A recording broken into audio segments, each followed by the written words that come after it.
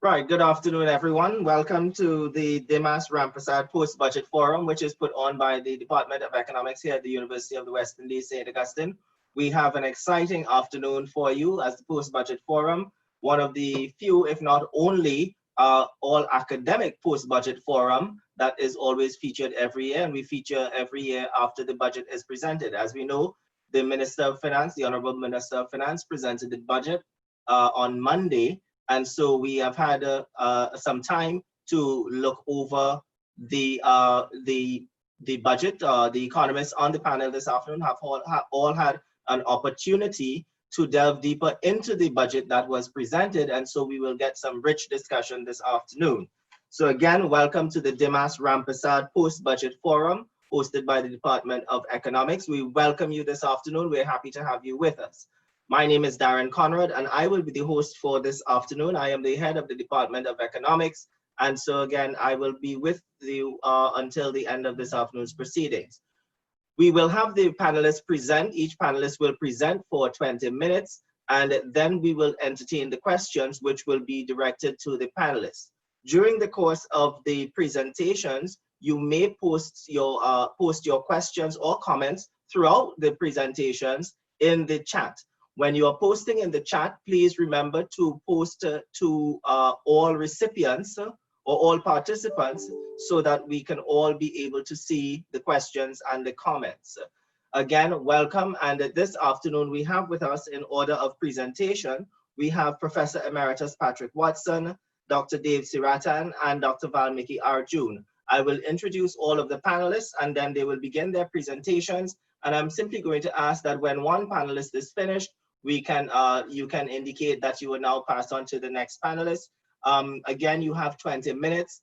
At the, let's say, 18-minute mark, I will indicate to you as we are doing this virtually, there's no pretty way of indicating subtly to you that you have 3 or 4 minutes left. So you will hear me button and say you have 3 more minutes left. That's the prettiest we can do it, but that's the best we can. So with us again, we have in order of presentation, Professor Patrick Watson, no stranger to us, no stranger to Trinidad and Tobago. Professor Emeritus Patrick Watson, he served at the university until September 2017, when he retired as Professor of Applied Economics and University Director at the Sir Arthur Lewis Institute of Social and Economic Studies. He was also the Dean of the Faculty of Social Sciences. He has his academic training is in mathematical economics and econometrics. Professor Emeritus Patrick Watson also served as chairman of the Trinidad and Tobago Securities and Exchange Commission, chairman of the Northwest Regional Health Authority, deputy chairman of the Regulated Industries Commission, director of the Central Bank, and a member of the board of directors of International Organization of Securities Commissions. He specializes and is published widely in empirical studies related to the Caribbean economy. So we welcome Professor Emeritus Patrick Watson. I will next introduce Dr. Seerattan. Dr. Seerattan is an economist studying Caribbean and emerging economies. He has been doing so for over 20 years, and he specializes in the financial sector in these economies. So we expect to hear some rich discussion on what is happening with our foreign exchange, because of course, he has researched the microstructure, financial market microstructure, global foreign exchange markets, mutual fund performance in the Caribbean, fiscal reforms in the Caribbean, and business strategy and competitiveness in the Caribbean. He's also a consultant in the areas of financial market development, regulatory systems for the financial sector. He now teaches international money and finance at the graduate level at the Institute of International Relations here at the University of the West Indies, St. Augustine campus. He also headed the Caribbean Center for Money and Finance from 2015 to 2017 and served as editor of the Journal of Business, Finance and Economics in Emerging Economies. Dr. Seerattan, thank you for joining us this afternoon, and we look forward to hearing from you based on your wealth of experience. And last but not least, we have Dr. Vaalmikki Arjoon, who is a lecturer at the University of the West Indies. He lectures in finance and economics and business statistics at the Department of Management Studies and at the Arthur Lockjack Global School of Business. Prior to joining UE, he was a lecturer in financial and macroeconomics at the University of Nottingham in the United Kingdom. and their campus in Ningbo, China.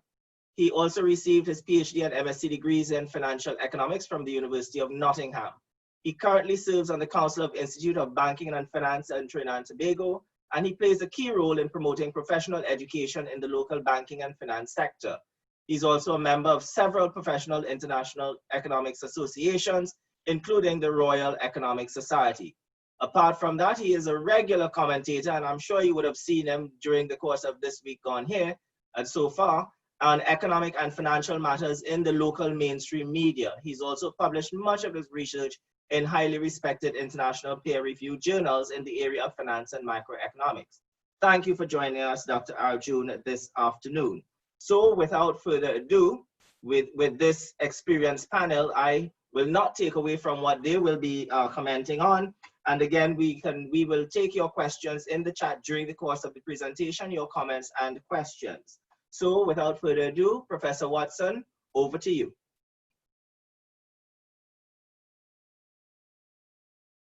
Thank you very much, Chairman. Are you hearing me? Yes, thank you very much, Chairman, and thanks for the introduction. I am hoping that you're hearing me and that I haven't fouled up on the technology. I'm hearing you. Yeah, I am going to do a little presentation, which I'm going to put up on the screen now. So you'll be seeing largely that during the discussion.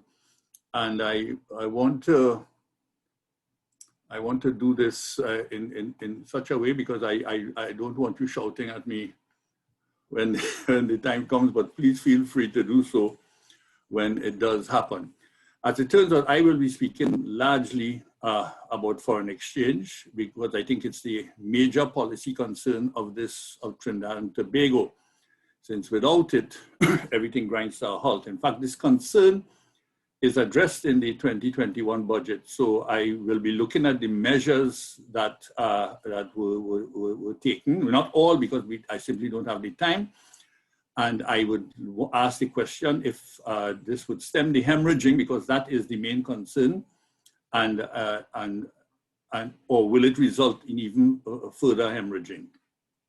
There was also some emphasis placed on growth, but I want the audience to understand that we can have growth in this country. It's not going to be sustainable, but that growth can be foreign exchange depleting, and it's something that we have to be concerned about.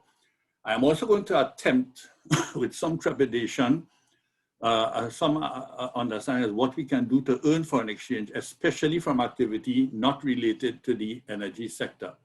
Let me start by saying a few words on the state of foreign exchange reserves as it is. It has been depleting at a relatively rapidly rate since, certainly from 2015, but probably even from before. And we went from about 11 billion to 7 billion in 2020. 11 billion in 2015, that's US dollars, but of that 7 billion, 2 billion is borrowed money. There was recently some fairly large borrowing. So technically we have a net amount of 5 billion in foreign reserves, official foreign reserves. The HSB, the Heritage and Stabilization Fund, has held roughly at about 6 billion over the same period. So we have a stock of about 13 billion to play with. I don't mean that literally, because it's not something to play with. And it's it's US 11 billion if we ignore the borrowed funds. So you see, I'm tying up the Heritage and Stabilization Fund, which some people will want to crucify me for what I'm doing. That just for the sake of arithmetic more than anything else. My own calculation is that this will probably last for another 5 years given the current rate, because I even expect the current rate to speed up a little bit as things happen if we start reaching the point of no return.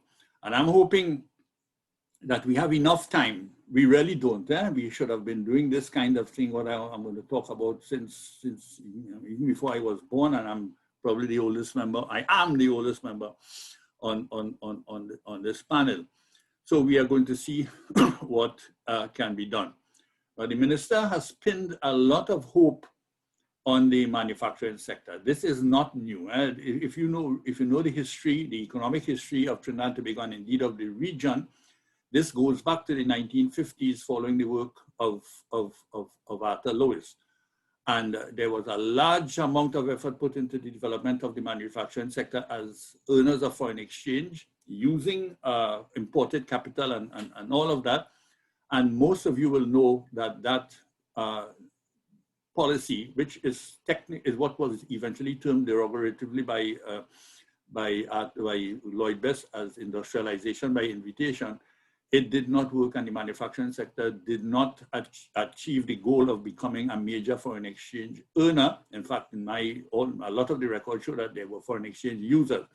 I put a few quotes there. I'm not going to go through all of them because it's going to eat into my time, but I like the first one, that the minister sees that the manufacturing sector as the digital catalyst. That's a fancy word that is introduced into this or developed a lot, digitalization and even digitization, the digital catalyst for achieving economic transformation and diversification. When we speak diversification in Trinidad and Tobago, and I expect that the minister understands that we speak foreign exchange earning activity. We're not just talking about going into a product that we can buy and sell if it is foreign exchange using. In fact, every time I use the word diversification in the context of a country like Trinidad and Tobago, which does not have a hard currency, I am speaking of a good or a service or both that generates foreign exchange. I'm going to let you read the others, but I'm going to move on. Now, over the years, Trinidad and Tobago has become the most successful manufacturing sector in the CARICOM and probably the Caribbean. We dominate the CARICOM region, that is for sure. Some competition from Jamaica, but we are around. And that is no surprise, in fact, given the emphasis that was placed on it as far back as the 1950s. Now, although many people have become rich from the manufacturing sector, it has remained a net user of foreign exchange. They do export. It is a very successful exporter in the CARICOM region. Even outside of the CARICOM region, I've seen some of our goods and services in countries like Martinique and Guadeloupe and others. So how do we overcome this, manufacturing sector, which is a large employer, but a foreign exchange user? And you have to understand that once you are using foreign exchange and you're not really adding to the stock, you're running into unsustainable problem. In fact, I'm going to argue, but very, very quickly later on in the discussion, and I hope I get time for questions on it, that all the other sectors identified, that includes tourism, agriculture, the creative and industries, they all are users of foreign exchange, and they are not, they are in very often net net users. The minister had some nice sounding phrases. I'm only going to repeat the first one. He emphasized the deficiencies and structural rigidities within the manufacturing sector. I'm not sure which ones he's talking about.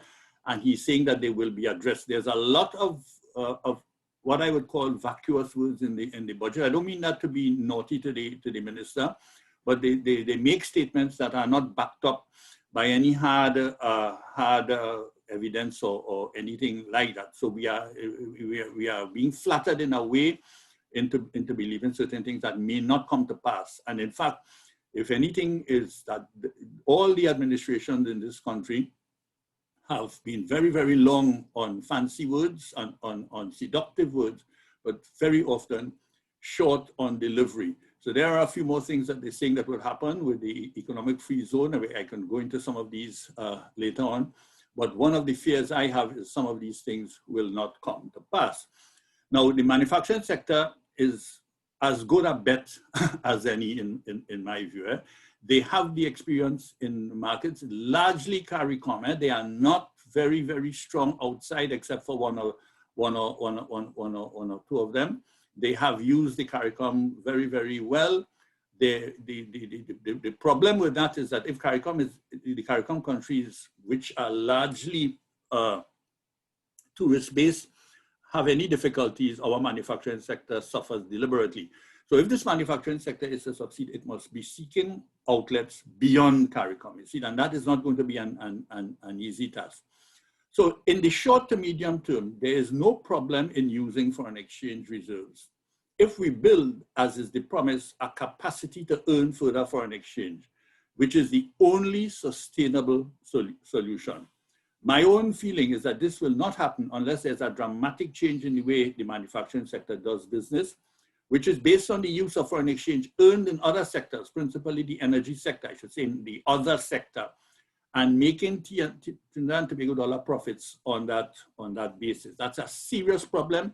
The most extreme form of that is the retail sector, which doesn't generate any foreign exchange at all, takes the foreign exchange earned by other sectors, buys goods and services, sells it to us, and then converts that money back into foreign exchange to sell to us. Again, that is very, very foreign exchange using, and not in any way foreign exchange contributing. What we want are contributors. What we want to develop are sectors that contribute. So you have to say that the proposed measures may contribute to the revival. Well, it doesn't really need any great reviving, but it can make it stronger, the manufacturing sector. The measures proposed, for instance, the amount of discretionary income, disposable income put into the hands of people, will contribute to increased employment, will contribute to the growth of the sector, and even contribute to overall growth as it is measured, as it is. But all of this may be at the cost of foreign exchange reserves, which is not sustainable. And we have to bear that in mind. Going very quickly, the other sectors with a potential for foreign exchange earning mentioned in the budget are the tourism sector. Other sectors are mentioned there, but these are clearly ones that they talk about. I wouldn't have the time to go into detail, but I hope when the questions come, because this is largely for the audience. The agricultural sector, two of the ones that are already widely touted. I want to mention that at this point in time, the tourism sector contributes about 4% of GDP and probably less, and the agricultural sector less than 1%. And of course, the third sector always in view is the ever faithful energy sector. Let me deal with the last first, because there seems to be an unwillingness to let go of this sector. And don't get me wrong, we must not let go of a cash cow if it is there, but we must not depend on this to turn things around for us. In the budget, the minister promised that the current account will be in surplus by 2022 due to increasing energy exports and stabilizing imports. I am not sure where the evidence for this, for both parts of it, increasing the energy exports and stabilizing imports, I'm not too sure where the evidence for that comes from. And this is a very weighty promise. And by the way, especially given the current conditions, which is COVID and the difficulties of our neighbors to settle down and redevelop their tourism sectors. The tourism sector is in danger all around the world. Incidentally, a similar promise about the energy sector turning us around, so to speak, was also made in the last budget. There are many repetitions, in fact, in this budget. And even when that was made, in the absence of any knowledge of COVID-19 in October 2019, I had serious doubts about this because there was no compelling evidence. And I continue to have doubts now, and I will explain why very, very quickly. We have been witnessing production declines in the energy sector for some time now. And the old 100,000 barrels, which I used to boast about when I was a child, that is now in the past. In fact, we have been hitting about 60,000 barrels. The gas is also diminishing. The prices are not good. But I would like to say that even if prices rise, given the levels of production that we now have, we are not going to be able to take full advantage of it. We seem to be unable to let go. That happens. There is something called cognitive dissonance in a form, as many people continue to believe that the oil and gas will already come around to say, but it may, but we must not count on it. And in fact, this is the reason for some of the points made by the minister in his contribution and being made by me at this point in time. I'm going to run out of time, so I'm going to tell you that I have my doubts about depending on the tourism and agricultural sector, and I will only deal with them very, very briefly here. But you should know that these sectors are also dependent on the use of foreign exchange in their production processes. So whereas people will come and spend money in a hotel, the hotel itself uses a lot of foreign exchange. And in the case of Tobago tourism, it's a frightening thing that most of the tourism in Tobago is from Trinidad. In fact, I have been told it's close to 80, even as high as 90%. And that is not foreign exchange, that is not foreign exchange earning. In the case of the agricultural sector, I sincerely want the agriculture and the tourism sector to be developed. I am not saying this because I don't want them to be. I am saying that we should be very careful about depending on them in any meaningful way. And I would certainly like people to define what is meant by food security, because most people believe that it would be, if some tragedy should take place in the world, that we will be able to feed ourselves without depending on the residue. That will never happen. I want you to understand that. I could develop on that as we go ahead. And whereas we can do more to make ourselves a little bit, we can immunize ourselves more, it's just not going to. Mention was made of something that I have been studying recently, of the creative and cultural industries. And that includes event and festival tourism like Carnival and other things.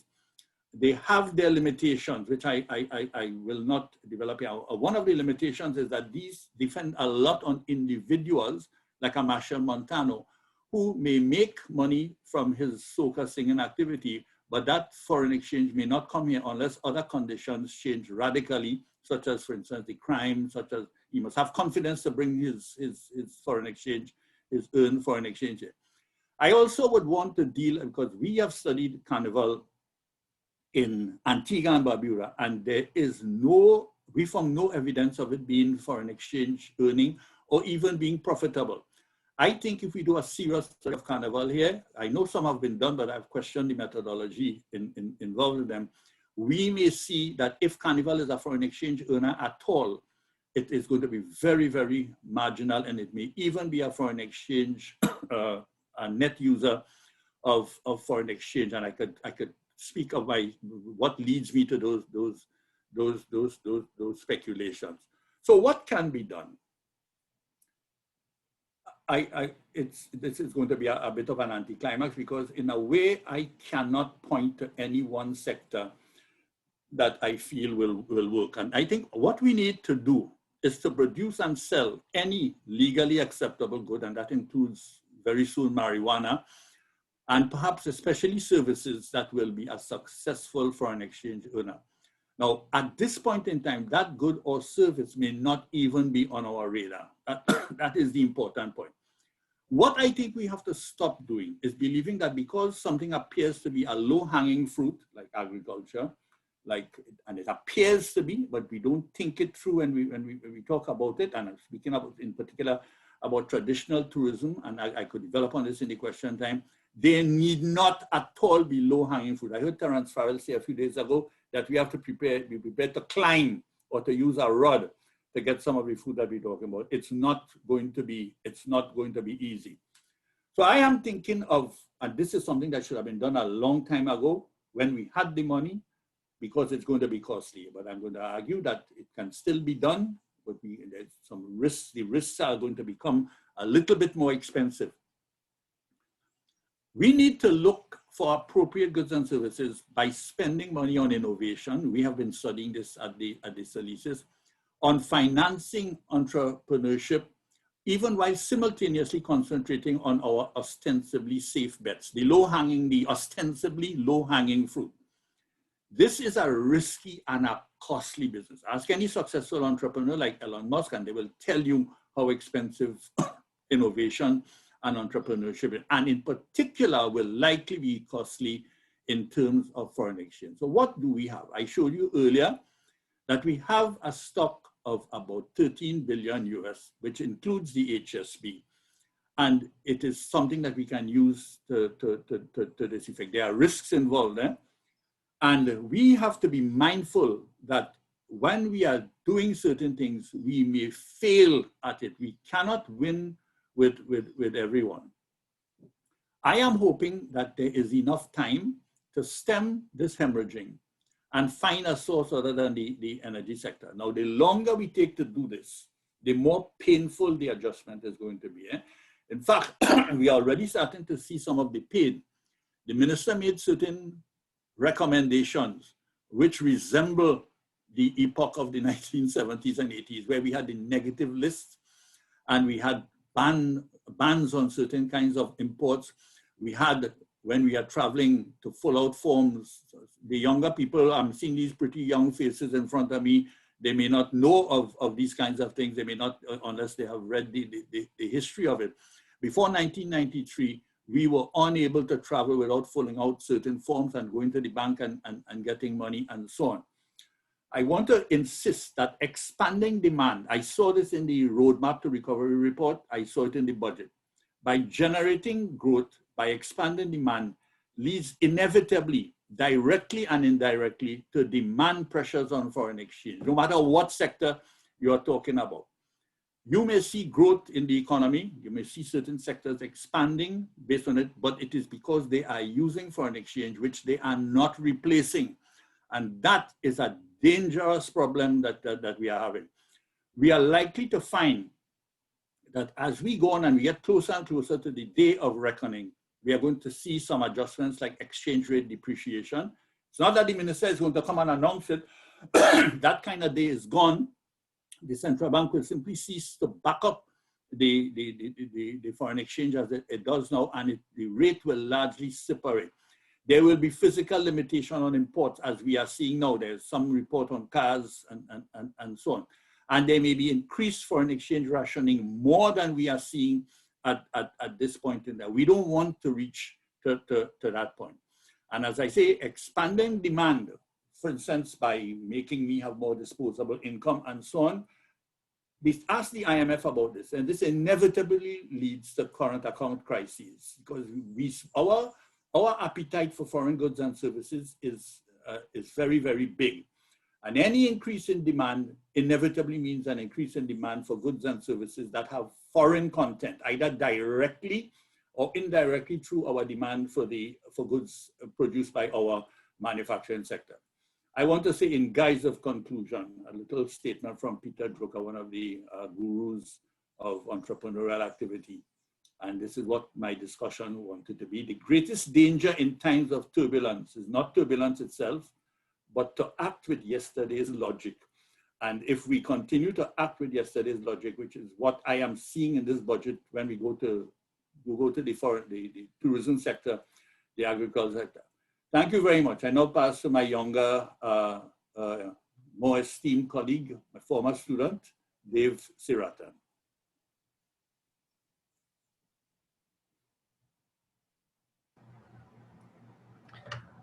Thank you, Professor Watson. I hope everyone is hearing me.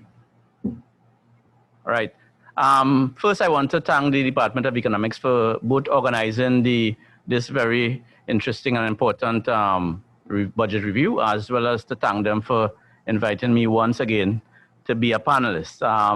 I also want to preface my presentation by saying that this budget is pivotal in the context of it being delivered in the midst of a pandemic that has had unprecedented impact on the global economy and indeed on our country, probably a bigger negative impact than we had since independence, including the international financial crisis of 2007-2008.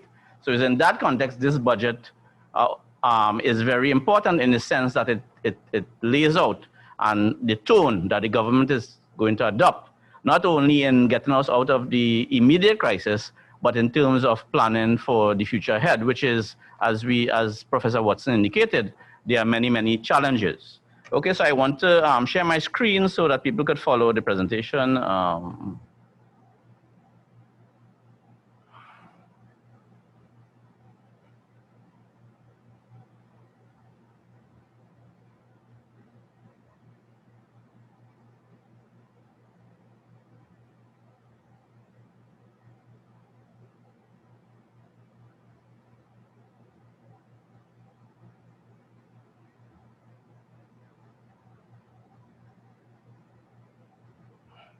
Okay, thank you. And basically what I will try to cover, because as Professor Watson indicated, it's very difficult to deal with all the issues in a 20-minute presentation. So much of what I say is going to be highly summary, and I'll try to focus on some of the main issues that I think we need to address and have some commentary in terms of what the minister proposed on Monday during the budget presentation. Okay, so I'm going to try to talk a little bit about COVID-19 and the unprecedented nature of the shock that we are facing. I'm going to talk about some of the budget assumptions and the strategy, whether it's appropriate or not. And of course, like Professor Watson, I'm going to offer my 2 cents in terms of what the minister can do additionally to address the situation that we face now and going forward. The first point I want to make is that this particular year is very unprecedented in terms of the COVID-19 pandemic. It's unprecedented in modern times in terms of the scale, in terms of the unique nature of the crisis, because the crisis, as everyone would have noticed, has psychological impact, which has manifested itself in extreme risk aversion that has impacted negatively on certain sectors. We could talk about tourism, we could talk about air travel, but it also has had some significant negative impact on the financial sector around the world. So that added complexity of this particular period is going to provide more complex challenges to the government. And of course, in the midst of all this, there has been unprecedented policies in terms of lockdown costs, government expenditure during the crisis, and of course, the moral obligation of governments to support groups dislocated by the lockdown. Because as someone pointed out recently, this crisis is unprecedented in nature because a lot of the economic fallout from the crisis has actually been caused by the government's need to lock down the economy and in many cases disrupt the earning ability of a whole range of groups in the society. So in that context, one has to say that you have to have, the government has a moral obligation to provide financial support. And of course, we cannot talk about the budget in any one of these Caribbean countries, small and open as they are, without talking about what we expect for the global economy. And the IMF has projected that the global economy is going to contract by 3% this year, recovering to about 5.8% in 2021. But of course, those forecasts are subject to a high level of uncertainty. This so-called V-shaped recovery has been disputed by many economists across the world, and a lot of them actually said that there's going to be a U-shaped recovery, which implies that we are not going to recover next year. It's probably going to take a little longer than that for the global economy and therefore the economic fortune of Trinidad and Tobago to recover. In Trinidad and Tobago, we expect the IMF has forecast that the growth is going to be negative 4.5% this year, improving to 2.6% in 2021. But of course, this is contingent on what happens with the global economy and what happens with commodity prices and so on. And of course, as Professor Watson pointed out, there are many idiosyncratic factors that also restrain growth in Trinidad and Tobago. So he mentioned what some of the challenges in the energy sector. He mentioned some of the structural deficiencies and vulnerabilities that we have in our economy. He mentioned, of course, he focused on the import intensity and the related imbalances in the foreign exchange market that generates as significant challenges that we need to address. And of course, those things have been partially addressed by the minister. Of course, the forecast of a 2.6% rebound in 2021 is somewhat optimistic because that assumed that there wasn't going to be a major second wave of infections. And as we have seen all around the world, as soon as countries open up their borders and relax restrictions and so on, the infections rate went up and countries had to lock down their borders and sectors again, which meant that, of course, growth was going to fall off again, right? So a lot of what is going to happen in the future depends not only on how the global economy evolves, but it's also going to be affected by how our government responds. And it is that context that this budget is so critical, because it will set the tone for the response to one of the greatest threats to Trinidad and Tobago's development in the post-independence period. So it is a this is a major inflection point in our nation's development.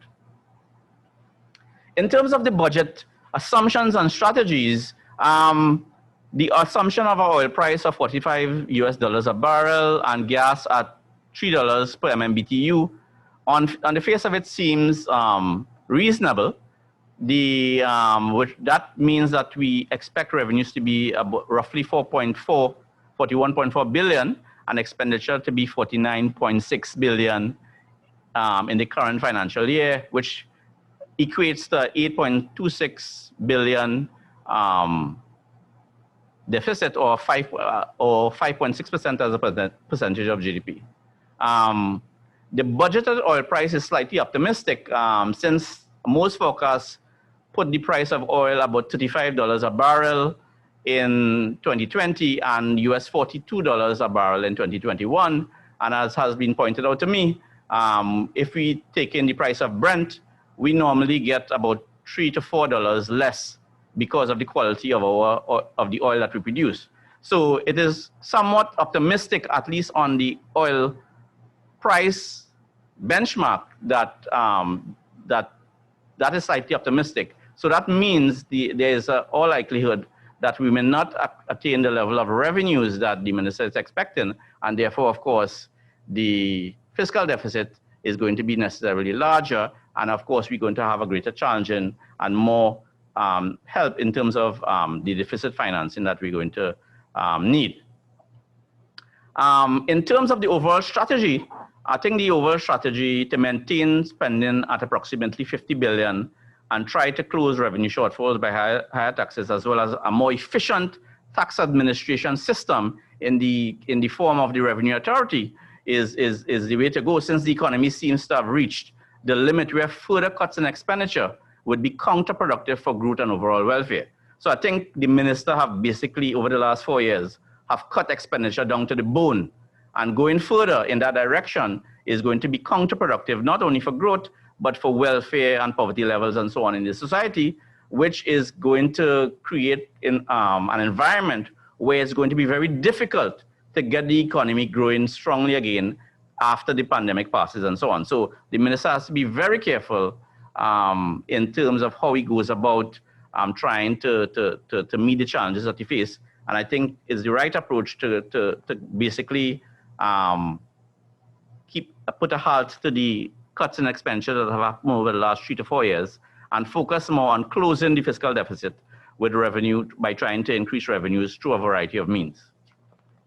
The move to add incentives to the SME sector, as well as construction and the housing sector, is also a move in the right directions, since if anybody who has been following how economies grow and so on, understand that these sectors normally lead in the growth cycles. So you want to prime those sectors that lead in the growth cycle so that when the pandemic passes, you can quickly get up to steam in terms of getting the economy going and so on. So I think that in terms of strategy, that is indeed the right way to proceed.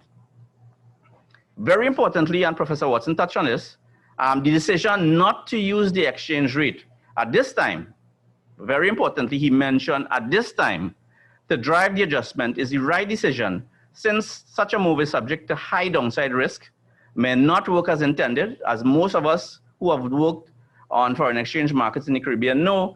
The textbook indication of how exchange rate changes will work often don't work as planned in our types of economies, and they could actually generate perverse results for growth and would introduce an added level of complexities, making the adjustment process more difficult. And let me explain what I mean by that. Right now, the minister is basically fighting on two fronts. He has fiscal problems in terms of a revenue shortfall relative to expenditure, and he's also trying to reinvigorate growth, right? But if you allow the exchange rate to go, as some people are suggesting, then the minister is going to have to fight on three fronts. Because as anyone who knows the economic history of the Caribbean, that once people lose confidence and so on in difficult economic times, it is very difficult for the monetary authorities to control where the exchange rate goes, okay? So I could bet any amount of money that the minister will be much happier fighting on 2 fronts rather than on 3 fronts. And there are a variety of reasons why exchange rate-based adjustment do not work in economies like ours. In the first case, exchange rate adjustment tends to be effective in decreasing imports and increasing government revenues because we collect revenues in US dollars from our energy companies. And when you convert it, obviously if it's 20 to 1 rather than 6.7993 to 1, the government gets more TT dollars which it could spend and so on. But that is a relatively hollow victory because, as someone pointed out, almost immediately unions and a whole host of stakeholders are going to demand increases in wages and so on to combat what is going on with inflation and so on. So yes, it does decrease imports, but there are a multiplicity of different policy measures that one could use if you wanted to decrease imports, some of which the ministers have actually started doing. You might argue about the effectiveness of these policy measures, but there are many other approaches one can use if you want to decrease imports to deal with our balance of payments deficit. But some of the other things that happens when you have foreign exchange, when you make exchange rate changes to deal with reforms and so on, and we should know this by now, you generally do not see an increase in imports because our import prices, our export prices, and our exports in general tend to be very inelastic. So the price goes up, goes down, it generally does not change much the quantity demanded from the rest of the world. So for example, a lot of our energy exports are on long-term contracts at fixed prices with people who, with our consumers where they are in the world. So the change in the exchange rate is not really going to make a material difference to the level of demand for our energy products. So again, that is something that is not really going to work in Trinidad and Tobago.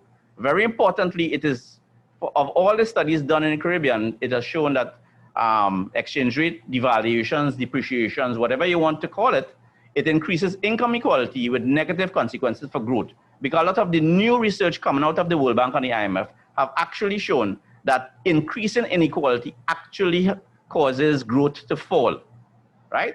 So you have to be very careful that you do not put in place policies that could have perverse results for growth and for welfare generally in the economy.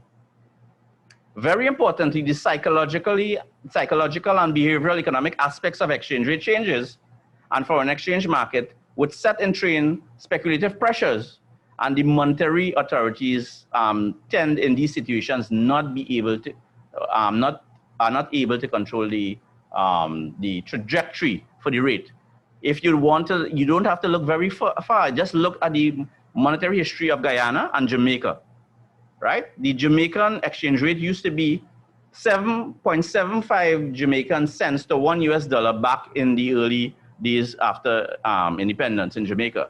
It is now at an astronomical rate that I am sure that the people who initiate the policy of devaluation in those Holicon days never expected the rate to reach those levels. And of course, it has had a serious negative impact on not only welfare, but growth as well in Jamaica and in Guyana.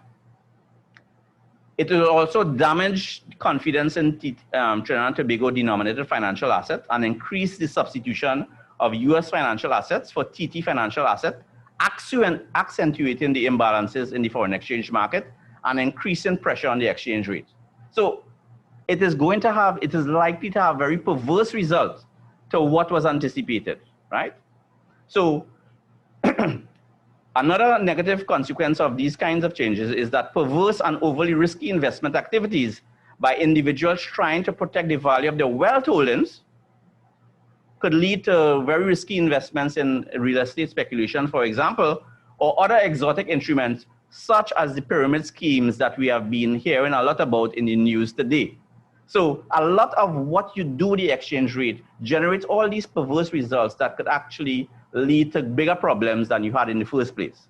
And of course, it could also cause financial instability and growing demonetization of the formal financial system, which has a whole set of negative consequences flowing from those kinds of things. And many studies have also shown that in many countries, the exchange rate devaluation, while it may deal with lowering imports and increasing the domestic dollar revenue intake of the government, it tends to have negative impact at growth. Definitely in the short and medium term. In some studies, they have shown that it have led to increases in growth in the longer term, and most of those results come from Asian countries which have a completely different economic structure to us. So we can't draw a lot of conclusions from their experiences. And they are by and large the only countries that have had positive results, as one would anticipate, from exchange rate devaluation and depreciation and so on. So we have to be very careful in terms of the strategy we use for the adjustment. And therefore, I think it is right that the minister put the whole issue of the exchange rate devaluation or depreciation off the table, at least for now. In terms of the increased level of debt, this is kind of unavoidable. If you look across the global economy, the debt levels of almost every country has gone up significantly since the onset of the COVID-19 pandemic. And even before that, a number of countries were still battling with the vestiges of the fallout from the 2007-2008 international financial crisis. So many countries, they have seen their debt levels skyrocket in some cases. But this is unavoidable in the context that if you were to do otherwise and not borrow, the economic consequences of not borrowing was going to be even more deleterious than if you borrowed. So basically, policymakers had a choice between the devil and the deep blue sea, and you basically they chose the deep blue sea, because what borrowing does is allows you to buy time to make more fundamental changes without crashing the economy than one would have to do if borrowing wasn't available. So total debt levels in Trinidad and Tobago is obviously above the 60% benchmarks that many economists feel is the threshold beyond which economy shouldn't go. But given the context in which we are operating today, I think that there is no choice that the Minister of Finance has to borrow to sustain economic activity, so that when the pandemic is over, the economic system, economic actors, the supply chains and so on could quickly get charged up to exploit all the opportunities that will become available in as the global economy recovers and so on. To do otherwise will cause some parts of the economy to atrophy. We are already hearing about supply chains that have been disrupted, right? There are many businesses that are likely to fail in the current environment and are unlikely to recover and be there for when the pandemic eventually eases. So the onus is already on the government to try to maintain and sustain as much of that economic activity as is possible, so that we could take advantage of the recovery. And we don't want to basically dig a hole that is so large that it will take us more than a decade to climb out of before we could start growing again, right? That is essentially what happened to the Jamaicans, right? Right, thank you very much, right? So I think I'm running out of time, so I'm going to get to some of the specific recommendations. Some advice to the minister. Some of what he's done is okay, but he has also, there are some areas where he could go further. So for example, he has done some things to try to reduce the imported durables, except plant and machinery. But he needs to go further in terms of, I think, having a gratuity tax regime that restricts certain types of imports rather than quotas, because you're going to run into problems with quotas because you have to be WTO compliant. Very importantly, there's a FX fee for foreign exchange purchases. Barbados have already implemented one as a 2%. Anytime you make a foreign exchange purchase, you have to pay 2% on the value of your purchase. Now, no, this is not on foreign exchange sales. So you are trying to limit purchase, but not curtail sales to the market, which is what you want if you want to equilibrate the foreign exchange market. You also need to make some major reforms to the microstructure of the foreign exchange market. This is an area that I've studied in detail to encourage lower costs and increase liquidity in the market. or very importantly as well, you have to increase interest rates on TT denominated securities to restrain the substitution of TT dollars into US dollar denominated assets, which has put a lot of strain on the exchange rate in Trinidad and Tobago and contributed to the imbalances. And of course, Professor Watson talked about the need to expand the agricultural sector. The minister has done something in terms of 500 million. I think he needs to go further. In terms of fiscal and debt policy, the maintenance of foreign exchange liquidity is very important during the pandemic. Therefore, the use of low-cost development financing options, such as the IMF's new short-term liquidity line, should be used to bolster reserve. And of course, fiscal adjustment must focus on revenue, rising revenue rather than expenditure efficiency rather than expenditure cut. And last but by no means least, as Professor Watson closed, you need longer-term policy adjustment to incentivize local production on a whole range of low-tech light manufacturing products to lower our import intensity and FX demand, because our import intensity is about 80% and above. In some Caribbean countries, it's over 90%, and that is the heart of the imbalances that we see in the foreign exchange market, which is one of our biggest development challenges. And I would like to stop there and, of course, invite Dr. Arjoon to begin his presentation. Thank you.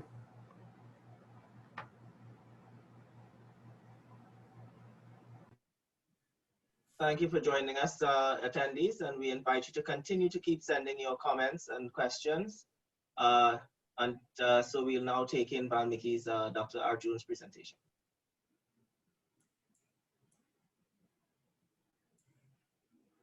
All right, can everyone hear me properly? Yes, we can. Okay, so let's first begin by looking at exactly where we are at now. Now, we, of course, all understand that we're in a very precarious economic position, a very dangerous economic position, as a matter of fact. So you're looking at well over 10 years of fiscal deficits, consecutive fiscal deficits. In fact, over that period, we would have spent about 59 billion more than what we actually earned in revenues. So, of course, we didn't save any sort of money. The only savings we really have to fall back on really is the Heritage and Stabilization Fund. So because we didn't save, our debt to GDP ratio went up from 50.6 to 72%, where it's at right now. And we're likely to see it increase, according to the minister, to about 77% by the end of next year. And my estimations will bring it to about 83% by the latter part of next year. Credit rating from Moody's, we went from investment grade back in 2016 to now being in the speculative or the junk status at BA1 negative, the negative aspect there, and a sign that we will probably be downgraded again in the coming year. And of course, our ease of doing business continues to languish. It's very difficult to do business in Trinidad. We're at 105th position. And of course, if it is difficult to do business in your country, foreign investors are not really going to want to invest here, would they? So as a result, foreign investors are actually pulling out of the economy, as we're seeing here, by these negative FDI values, being a high of 701.87 million in 2018. Our foreign reserves now stand at about 7.44 billion.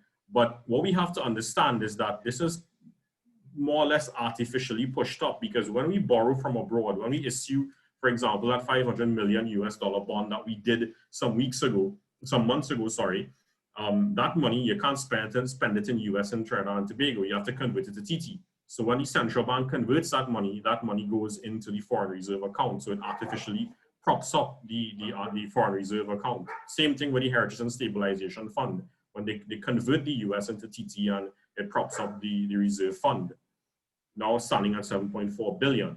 Now, before we go on, I just want to take a quick look at his revenue projections. The minister suggested that they're expecting a revenue of about $41 billion this year. But I think, pragmatically speaking, that's a bit of an overstatement, because 68% of their revenue collections come from taxes. And out of this tax revenue, they expect about 60%, the vast majority, to be from taxes on income and profits. Now, if you look at this table here, from 2014 to fiscal 2014, that is, fiscal 2021, we would see that there was a high of 36.7 billion in taxes on income and profits collected, which was, of course, largely because energy prices on production were in our favor back then. in 2020, fiscal 2020 that just went by, it's down to 15 billion dollars. But then when you consider that many SMEs, I would put it in the hundreds, perhaps even the thousands of SMEs are actually out of business right now. And I think Dave may have mentioned earlier that a lot of them are probably out of doing business permanently. This of course means that if you're not in operation, then you're not going to be paying taxes on your profits. So if you're not making profits, then you don't pay taxes at all. Because, and the other thing we have to remember is the concept of tax losses being carried forward to the next year. So even if in the next year you would be you're making some profits, you would deduct your tax losses carried forward and end up paying less taxes. The government would end up collecting less taxes. So overall, I still believe that this 16.6 billion that he identified from taxes on income and profits to still be overstated.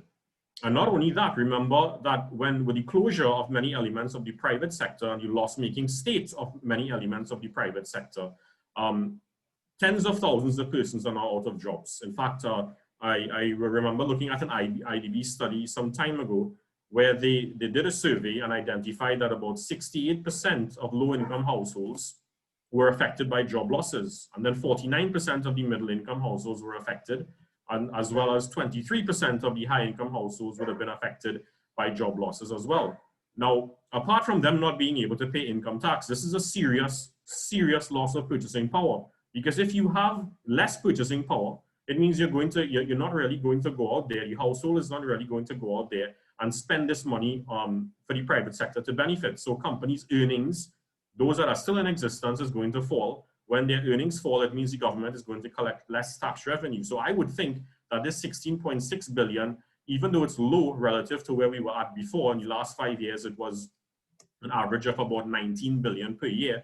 I believe that this is still a bit overstated, perhaps by about $1.5 to $2 billion.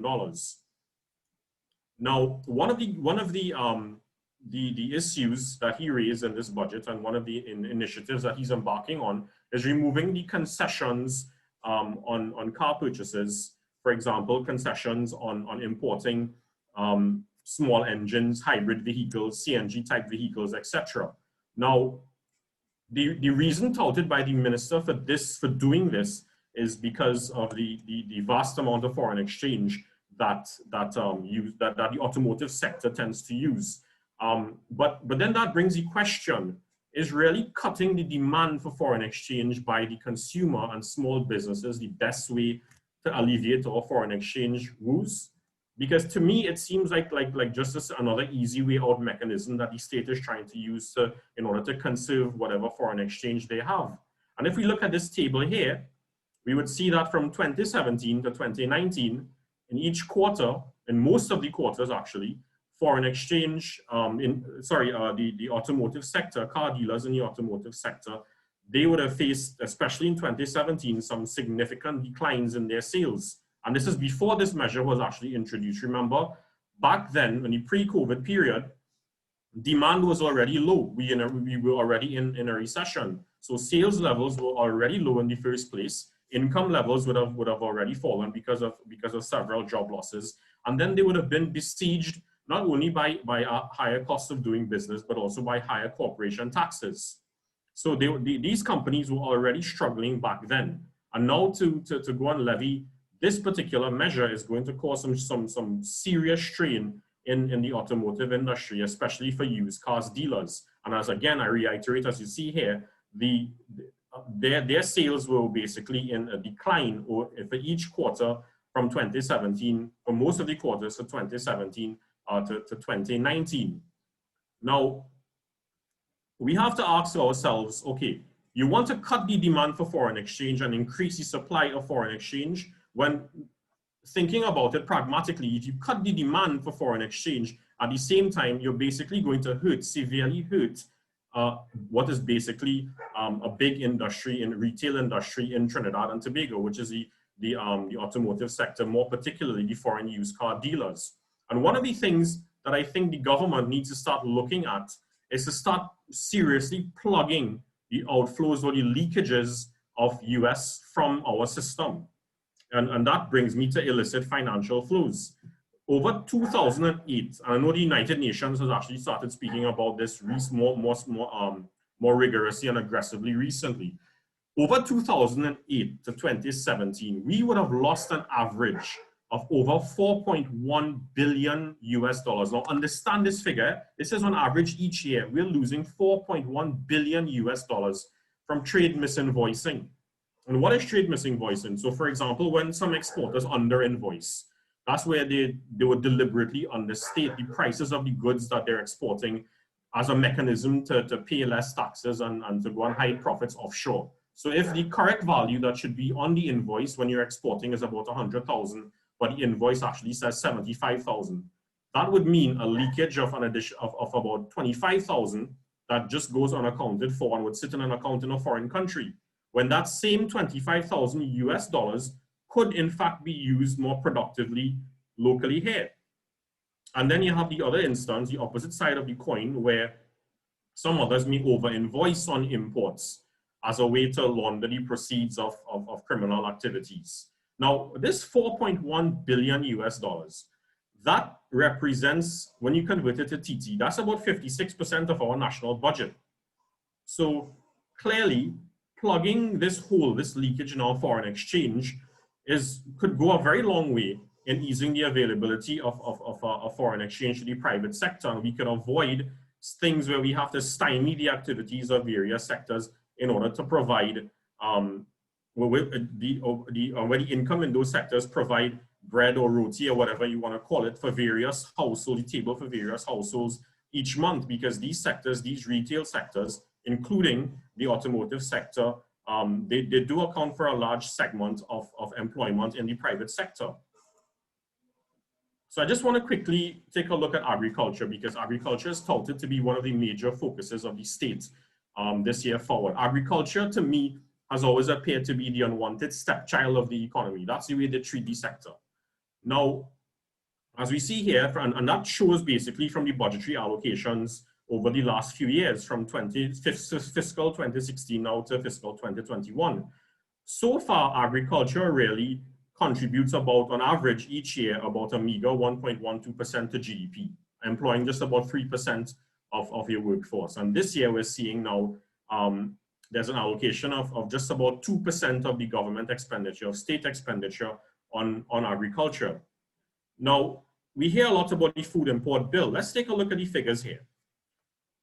When we spend each year, we import each year just on average about just over $6.1 billion on food items, but we export about somewhere around the vicinity of about 2.5 to 2.6 billion each year, which leaves a deficit of about 3.5 to 3.7 billion on average each year. So this is woeful performance. Now, Professor Watson indicated earlier that we're never going to really achieve this 100% food security and self-sufficiency when it comes to food. And I'm inclined to agree with him as well. But of course, we need to take the certain measures, and I think putting more money in the agriculture sector is not the only thing that is required. There are more bottlenecks than in doing business in the agriculture sector that we need to fix. Right now, agricultural land in the country is about 54,000 hectare acres. That is down from 81,000 in 1991. But there are other key problems in the agriculture sector, for example, inadequate labor supply. When we introduced GATE and dollar for dollar back in the day, and many more people could have access to tertiary education, they started to turn away from agriculture opportunities because there was more of a demand. They figured, well, we're getting free tertiary education now, so there's a demand for high-skilled jobs. Not that I disagree with dollar for dollar or GATE. I mean, I was one of those who benefited from it. But one solution to this, create an agriculture work permit program for Venezuelans that are wishing to work in TNT. If we cannot find reliable labor from our local workforce, then we could look to the Venezuelan economic migrants for that workforce. And this is not something new. This idea has been around for quite a few months. And other problems, pre-deal larceny. Pre-deal larceny, even though again the minister mentioned it in a higher charge for that in this particular budget, but the problem is really the pre-deal larceny unit in itself is understaffed. And then, of course, there are infrastructural issues in the agriculture sector, for example, irrigation issues. Only about 6.7% of the land is actually irrigation equipped. Drainage problems, problems in order to access proper warehousing and post-harvest facilities. These are all problems that stymie our agriculture production. And then, of course, you have the big one, land tenure. If you don't have land tenure, no matter how much money you pump into the agriculture ministry, how much incentives they provide, you cannot access them because you don't have land tenure. Only if you have land tenure, then you're allowed to go and get these grants, these educational programs, have these tax and duties exemptions, etc. And on that note of taxes, the minister, on 2 budgets, this one and the last one, he would have touted that the agriculture sector is virtually tax-free. Well, it's not tax-free. You still have to pay VAT. You still have to pay corporation taxes. It is not a tax-free sector at the end of the day. And then we can look to also fishing. We can't forget fishing as well. In 2016, we would have given a warning. We would have been yellow carded by the European Union for illegal and unregulated fishing activities. Then you have piracy being still prevalent in the region, with little security being offered to our fishermen. The Toko port, however, that is something that they've suggested, apart from the benefits of having a port in Toko, and the small businesses that could spring up in the area. One of the other benefits is having enhanced maritime security because of the existence of that port. So we look forward to seeing that happening by 2022, which is when they indicated it is going to be finished, which I highly doubt. Now, one of the key game changers that I believe has been offered in this budget is the Port of Port of Spain. This is something that privatizing this port is something that I've been advocating for the last 2 to 3 years. And I'm very pleased to see that the minister has finally decided to do it. Our port in Port of Spain has not been competitive for many, many years, and the business has been declining. And there are a couple of reasons for this. The first one is that the infrastructure, in terms of the cranes, the trailers, the container lifts, etc., we haven't serviced them for many, many years, and the cost of maintaining them now is actually very high. In fact, the economic life for a lot of these infrastructure is basically gone. Then there are other issues like labor productivity, management efficiency, poor investment and spending decisions, turnaround times are all deficient. And that would have caused the port to suffer significant loss and to lose clientele to other ports in the region. Now, a big reason we lost clientele and market share is because back in 2014, the Panama Canal would have expanded their port. They would have undergone a major infrastructure work to expand the port to allow for much larger shipping vessels to come out of Asia through the Panama Canal and into the Latin American region to facilitate more trading activities. So some of these shipping lines, when they use smaller vessels, they would have docked at the Port of Spain. But since we didn't dredge our port, these larger shipping vessels, they call the Panamax and the Supramax vessels, they cannot come to Port of Spain anymore. So they're now going to Jamaica and the Dominican Republic. Now, the reason that they're going to Dominica the Dominican Republic and Jamaica, is because those ports made the proper infrastructural changes and dredged their ports properly to be able to accommodate these larger shipping vessels. And they were able to do this because they privatized their port. That's a big difference between them and us. When they privatized their ports, they were able to accommodate these shipping vessels, so it went to them. And as a result of this, you can see here that our market share among some of the top ports, or the more important ports within the Latin American and Caribbean region, our market share is right at the bottom of the table, only above Guyana. Okay, Jamaica is in 3rd place, and the Dominican Republic is in 4th place with respect to the market share being the percentage of container throughput that is received in the region. And again, they were able to do this, to achieve this, because when they privatized, they got the necessary capital, the necessary liquidity to be injected into their ports to dredge it properly and fix whatever infrastructure needed fixing. It will cost us 900 million, although I think by now this figure would have gone up, because it was in 2016, they indicated that it will cost 900 million to properly expand our port, dredge it, fix the infrastructure, which should in turn ideally bring back some of our lost market share. our productivity is woefully low. When you look at the productivity of the TNT port, the productivity is measured by the amount of container moves per hour. We only have 13 per hour, whereas Jamaica is 32, Mexico is 42, and Dominican Republic is 43. And in fact, earlier this week, yesterday actually, when I made the same presentation to another group, someone there who is very familiar with the port told me that this figure of 13 is actually an overstated figure, is much worse now. So the container moves per hour are actually quite low. And when your container moves per hour are quite low, it also means, taking aside the factor that we didn't dredge the port properly and the shipping vessels, the larger shipping vessels aren't really coming here anymore, it also means that those that are coming here may not even want to come any longer, because there will be delays. They will have to stay much longer in order to have the containers offloaded from those shipping vessels. And if there are delays in offloading, then that means that their schedule at the Panama Canal is not being met. Of course, if their schedule is not being met, those delays mean an additional cost to those shipping lines. And it also means that they're at risk of losing their clientele at some point in time. Those individuals that use those particular vessels because they take longer to transport whatever commodities they're transporting. This table here shows the annual container moves for the key ports in the region. And again, we're at the bottom of the table here. For Trinidad and Tobago, it was 520,900 in 2016, down to now, in 2018, the most recent data available, 358,500. Whereas Jamaica went from 1.6 million, 1.7 million in 2016 to 1.8 million approximately in 2018. So their ports are doing much better. Jamaica gets about 80% more container business than the Port of Port-of-Spain.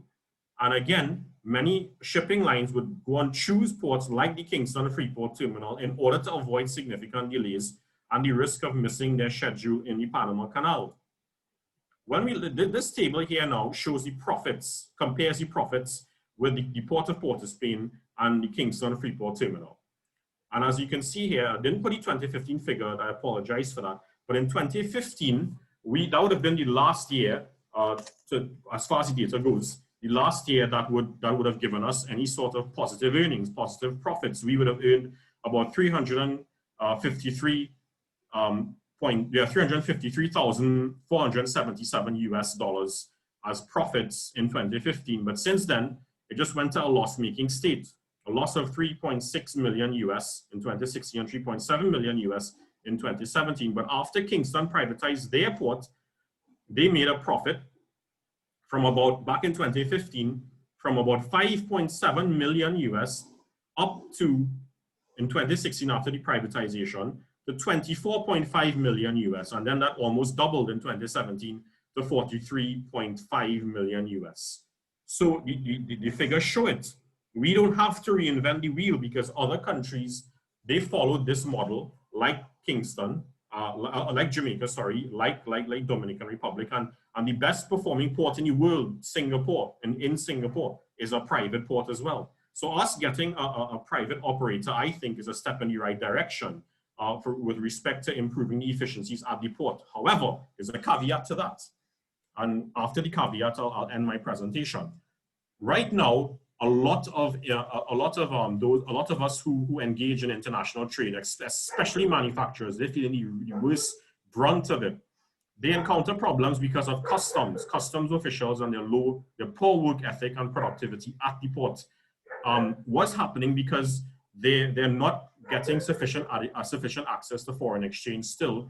They started to use whatever little they have to order smaller amounts of raw materials, but at a more regular interval. So as fast as they get the foreign exchange, they would import. But it's of course importing at smaller quantities.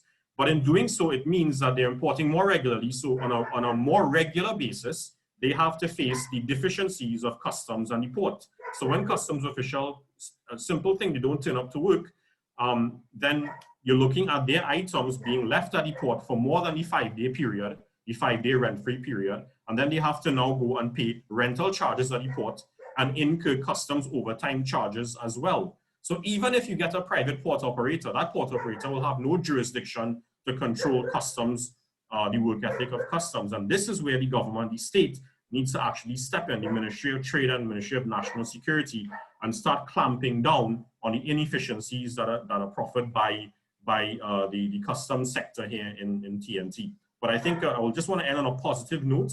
I think a good thing that has been done is establishing this electronic platform where the actual title that the minister indicated was, escapes me right now, but a platform essentially where they can, where traders can submit all their documents online without having to work with hard copies at the port later on, and can actually also make all their payments, whatever taxes and duties and customs charges that they have to make. They can make these payments online as well. It hasn't started as yet, but the minister indicated in the budget that they're hoping to roll this out in due course.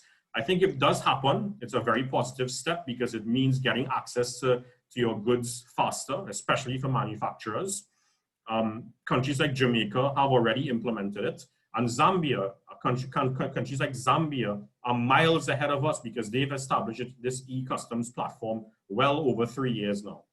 So as I conclude, I just want to say is not all doom and gloom here. The economy is in a bad state, but I think with certain key decisions and also paying careful attention to the growth of the SME sector and fixing that ease of doing business as well, we should not remain on a slippery slope for as long as some of us may be fearful of, right? So thank you for your time, and please let me know if you have any questions.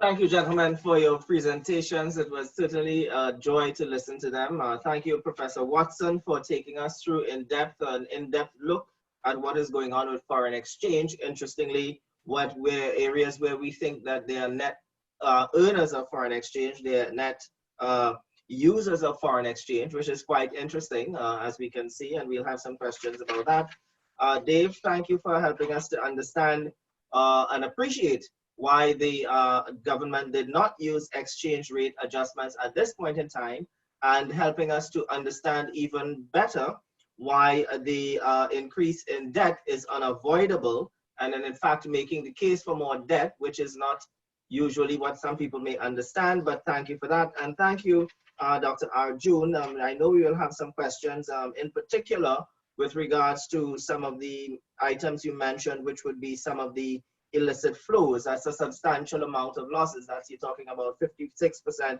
of the national budget in illicit flows. So we will look forward to hearing some of that. Now, we do have some questions from the audience, and from the audience, we do encourage you to keep posing your questions in the chat box, and remember to send your questions to all panelists and attendees, and we will try to get to all of your questions. We have until 7 o'clock. And we will see how best we can get through as many of those questions that we have posed to us.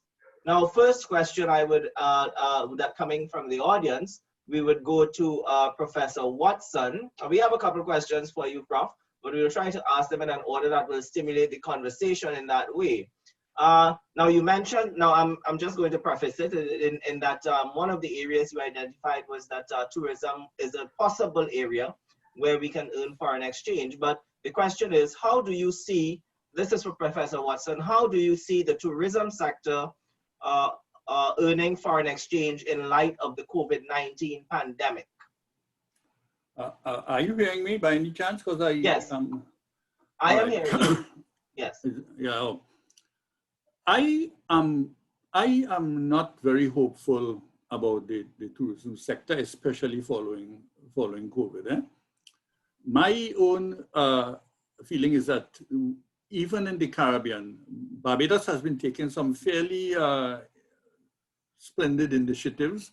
For instance, inviting me to come and live there while working in Trinidad. And that is a way of earning foreign exchange via the tourism sector. So it's a sort of inviting professionals to come and live there while working abroad. And all the cruise industry, on which, for instance, Dominica depends a lot, I cannot imagine that they were one of the main sources of COVID-19. A lot of the users who come to the Caribbean anyway, they look more like me than they do you, Darren, in the sense that they are in the group that is endangered by COVID-19, and they are hardly likely to be picking this up in any major way.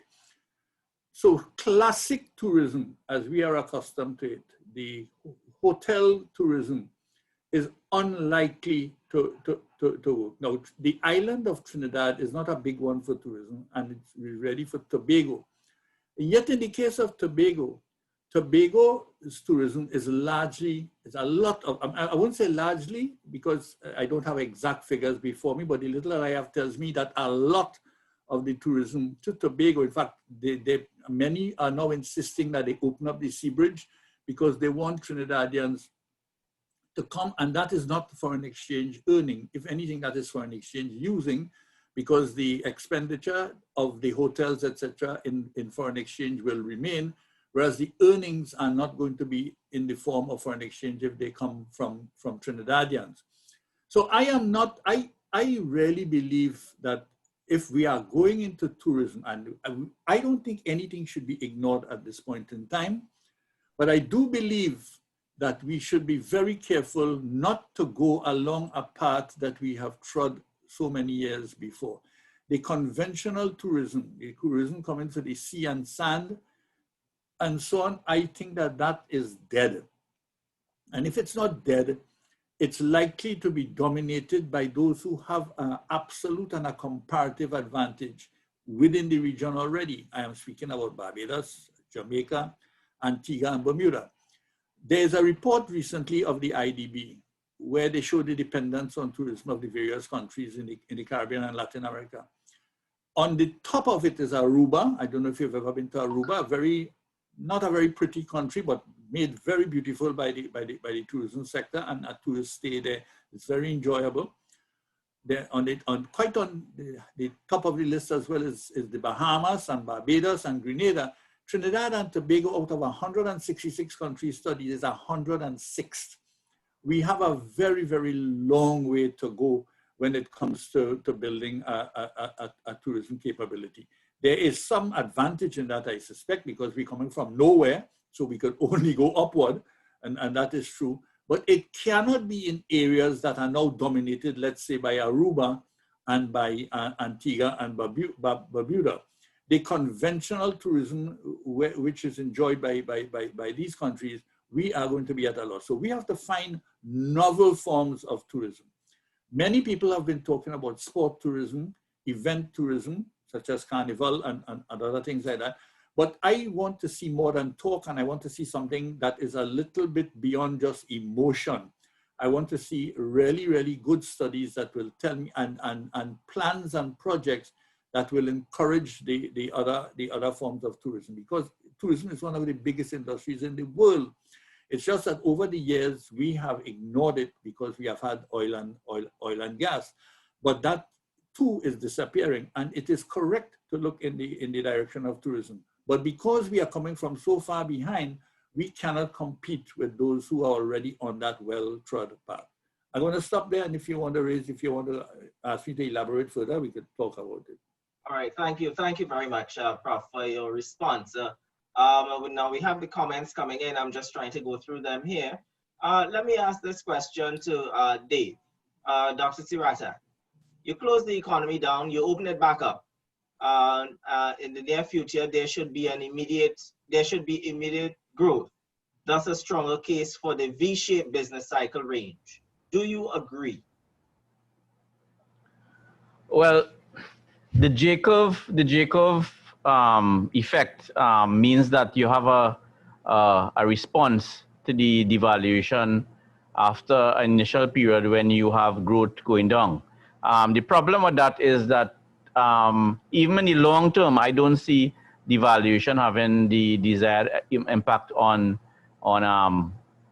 growth. So it's definitely not a J-curve. J-curve, as I said before, might be a feature of economies in Asia and so on, who have a competitive export sector based on price, efficiency, and so on. But we don't have that kind of arrangement.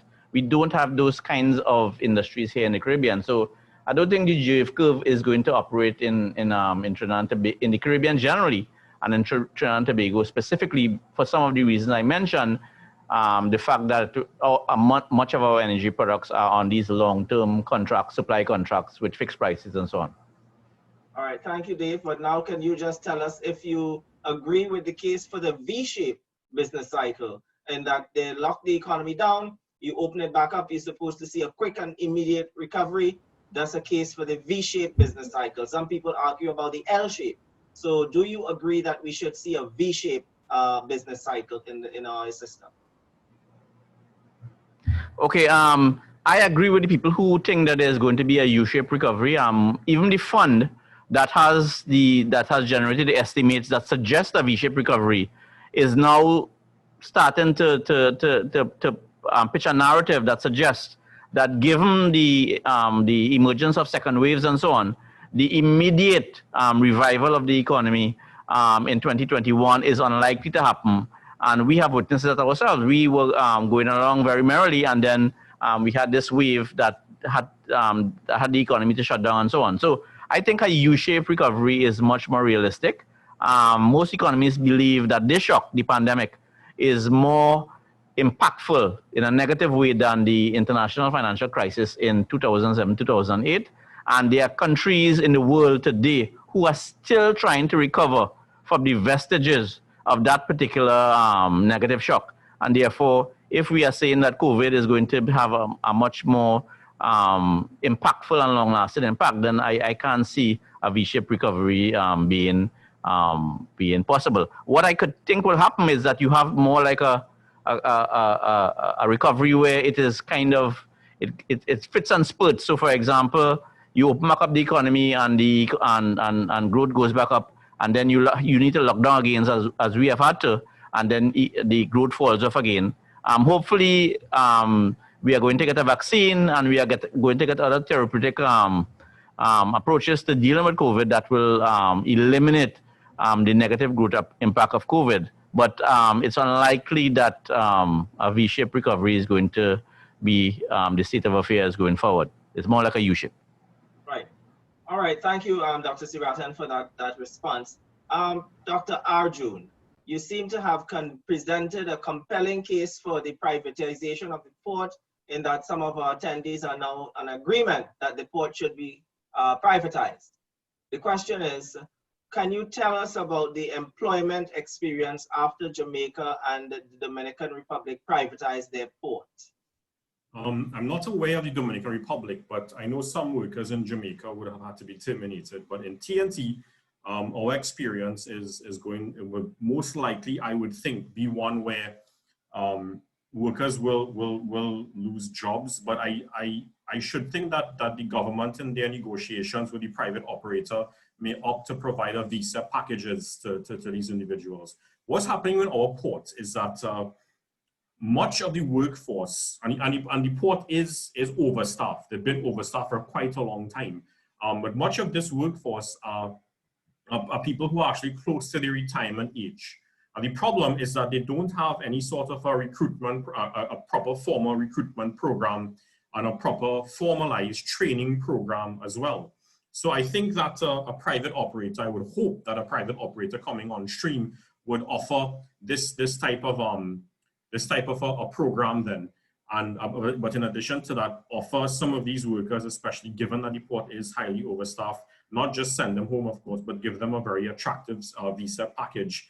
The private operator ideally should be able to afford to do this. I anticipate is going to be a foreign operator. In fact, given that the minister indicated that he wants this done by the end of this fiscal year, I am suspicious that they probably have one in mind already, that they perhaps, you never know, one can speculate that they that they've been in this discussion for a while, and that they have this sources operator. So I would imagine I would assume it's probably from China, although I would have hoped to see someone from a company from Singapore being the individual, the company that runs our port, given that the best performing port in the world is in Singapore.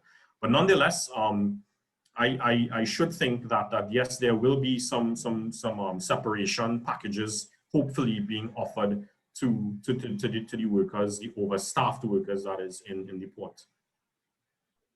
All right, continuing along, thank you, Dr. Arjoon, for that response. Continuing along with the discussion on the port, Professor Watson, why do you think it took them so long to privatize the port is the question directed to you. And in addition to which, why do they wait until the budget to make decisions rather than make the decisions when they need to be made?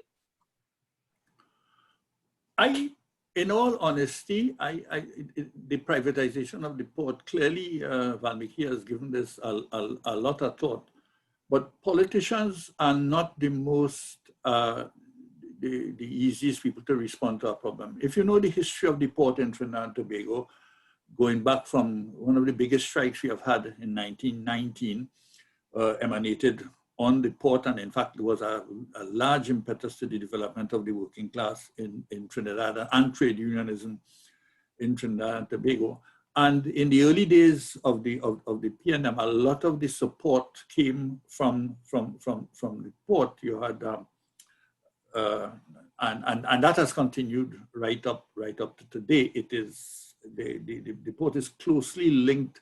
And many of the heads of the ports have sat in parliament as senators, both government and independent senators. So it's not something that they would have probably done with a great amount of joy. And I like the question that you just posed, what is going to happen to the labor? Because I have already seen the current head of the Seamen and Waterfront Workers Trade Union asking that very question, what is going to happen, or expressing concern about it to the people there. And indeed, it cannot be done without some difficulty. What is typical of many governments, and that includes the government of Trinidad and Tobago, is they respond, and this budget is typical of a lot of that. They wait until a crisis is upon us to respond. They are responding like that, where where the business of the subsidies on the oil are concerned, and they are responding to it on it. I don't think that much thought was given to it. It's not in any manifesto or whatsoever. That is certainly something that has come. Maybe some of the information that Vaalmikki has about the Jamaican port, which I found very interesting, by the way, is something that came on the desk of the minister, on the desk of the Ministry of Transport and so on. And they are working at it. So I really cannot explain why they took so long, except to say that it is not untypical for governments to respond in extreme urgency when things become extremely urgent. Can I just weigh on that as well, to add to what Professor Watson said? In addition to the urgency of it, I mean, the state cannot afford to finance some of the activities as at the port, and they've been asking for a lot of money for subventions for quite some time.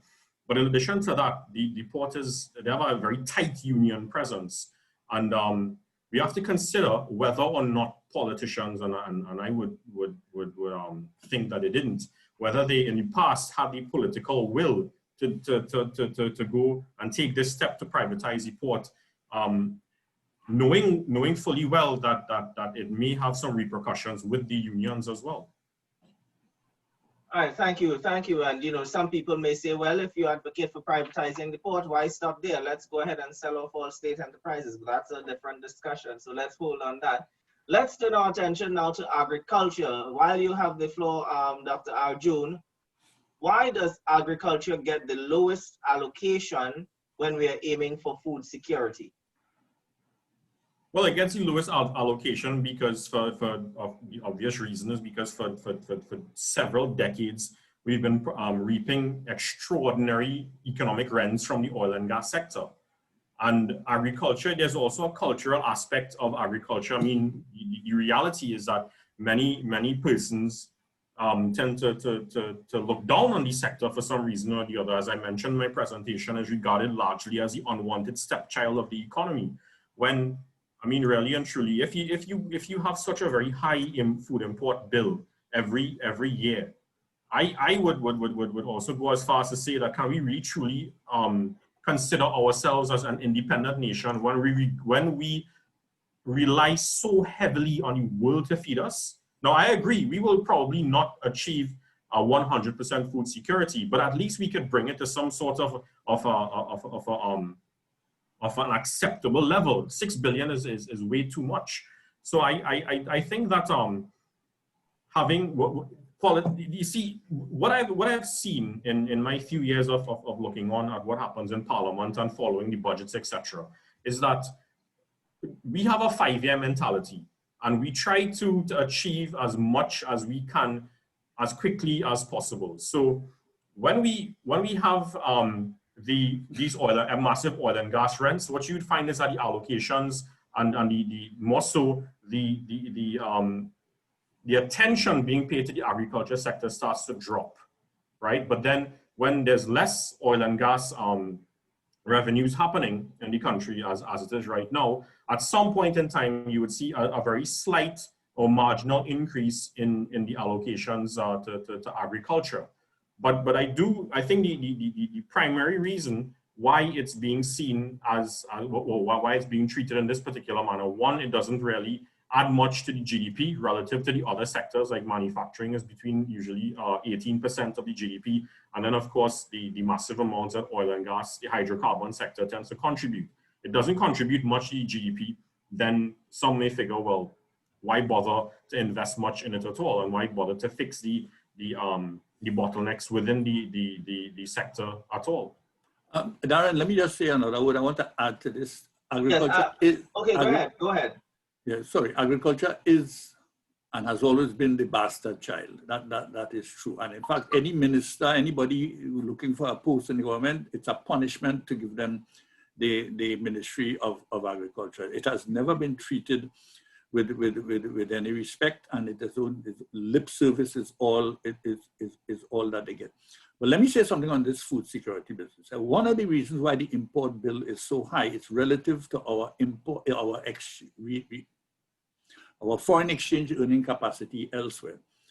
I see no problem in buying goods, agricultural goods, especially from the Caribbean region, if they are so much better. It's, in a way, it's the whole argument of comparative and absolute advantage. And to the extent that they can make it better than us, they can make it cheaper than us, we can have a stock. And it is time, if they keep talking about this food security like they do about import cover. Is it that you want us to have enough food to last for 3 months, for 6 months? What it is you want to have in this measure of food security? One of the things missing from the discussion for here, and because it's probably not something that comes up in the budget, is the completion of the CARICOM project, which will make agriculture a CARICOM issue and not just a Trinidad and Tobago issue. Thanks, Ray. Thank you, Professor Watson. As a matter of fact, there was a request for you to comment on your views as to whether or not you would consider the agricultural sector to be as foreign. The question is phrased, but I believe the person meant as intensive in terms of foreign exchange users as the manufacturing sector. If you can comment on that. Well, a lot of the input into agriculture, let's say things like fertilizers, tractors, all these things are foreign, require expenditure. And a lot of people ignore the foreign inputs into agriculture. To the extent that we are not agriculturally inclined, in the sense that we are not as advanced as, let's say, St. Vincent or Grenada is. When I go to the market, I get offers from this is no Trini yam, you know, this is Vinci yam. That's what they tell me, and it's a certain amount of pride that they tell me that. And indeed, if you see the Trini yam compared to the Vinci, there is no comparison between the two, and that is why we go for there is and we have a long way to go. I agree to that we could try and go to that. And even in the area of marijuana, when we're talking about, we are way behind, because that is going to be a normal part of the agricultural sector very soon. We are way behind, based on what smokers tell me, people who know the quality of the product, behind St. Vincent and Jamaica in particular in the Caribbean. So yes, we can grow it, but can we compete with it? That's a completely different question. And for all you know, the Trini users of marijuana, both medicinal and the pleasure seekers, let's call them now, they will probably prefer to import the marijuana. Now, what you need in order to ensure that you can afford these things is to get the wherewithal to do so and export whatever good or service that you have that advantage in. At the moment, it's oil, and oil allows us to do that. But to the extent that you can build something else that can provide you with the foreign exchange, yes, build the agricultural sector if this food security matter is so important. But do not count on it, because it can be a very expensive alternative. And as I say, if you build the CARICOM project, and if you rationalize and make the CARICOM single market and economy a reality, we are going to solve to a large extent some of these agricultural issues, because there's a surplus of agricultural production in CARICOM countries like Ghana, and that we can easily absorb into our system. In the United States, or India for that matter, any one state in India or any one state in the United States is not required to be self-sufficient in agriculture, but India is self-sufficient in agriculture. India grows nearly anything you can imagine. They have the size to do it, so you can get strawberries, you can get what we call here Irish potatoes. All of these things are available because there's the size. We don't have that capability, in my view, to approach anything resembling food security, and we certainly will continue to need foreign inputs into it. Whatever the outcome, we are going to have to find, as far as I could hear, all the arguments about agriculture and foreign exchange earning is really foreign exchange saving. Eh?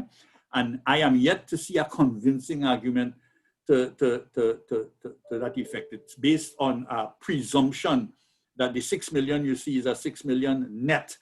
And we don't know if it could be more if we should start going in the wrong direction. So yes, let's go, because nothing is off the table. Eh? Nothing is off the table. Let us see what we can do, but do not count on it as if it's a fait accompli. And that's all I'm saying. What appears to be low-hanging fruit may not, in fact, be so low-hanging, and in fact may take you into serious difficulties if you make the wrong analysis and carry out the wrong policies as a consequence. Right. Thank you very much, Professor Watson, for that very in-depth response. To the audience, we have about 13 or 14 more minutes. So when I ask these questions now of the panelists, I'd ask that we keep our responses as succinct as possible. I know we're all au courant with the different outcomes and the responses to the different initiatives highlighted in the budget, and we would like to expand on those. And of course, we'll probably need to look at having another session. But Dave, turning our attention to the financial side of things, why are policyholders averse to financing if monies inevitably produce a marketable asset, absent financing for perishable consumptions that do not exhibit high margins? Dave, that's definitely for you. It's very difficult to kind of figure out what the person is speaking about. What I could say in terms of the financial sector and the impact on the financial sector, most of these studies that have been done in the Caribbean generally and in Trinidad and Tobago in particular says that the financial system is relatively strong and healthy. A lot of these central banks have been doing stress tests to see whether adverse events like COVID-19 could actually jeopardize the stability of the financial system. And in most cases, it has shown that the system is relatively resilient. In terms of of how the financial system can help the country move forward, I think we have to begin being a little more, taking a little more risk, because if one has been following the financial system in Trinidad and Tobago over a long period of time, for too often, financial institutions could make a lot of money without necessarily taking risk. And by taking risk, I'm not talking about taking unmitigated risk. I'm talking about taking risk in sectors, for example, that traditionally are not as stable as some of the more traditional sectors. So in entertainment, even in tourism, in agriculture and so on, we really haven't had the kind of traction from the traditional financial services sector in terms of trying to provide financing and advice, because financial institutions also provide some level of advice in terms of how businesses can manage their financial affairs and so on.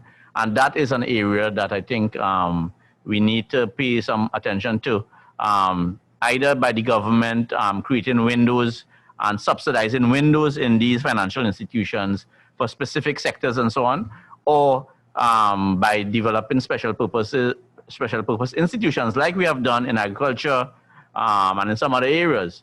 But these institutions, these special purpose institutions, tend not to be large enough to provide the kind of financial financing that is required to get this giant leap forward in some of these non-traditional sectors. So I think the powers that be have to start to think more carefully about what can be done to get that less risk-averse approach from our financial institutions.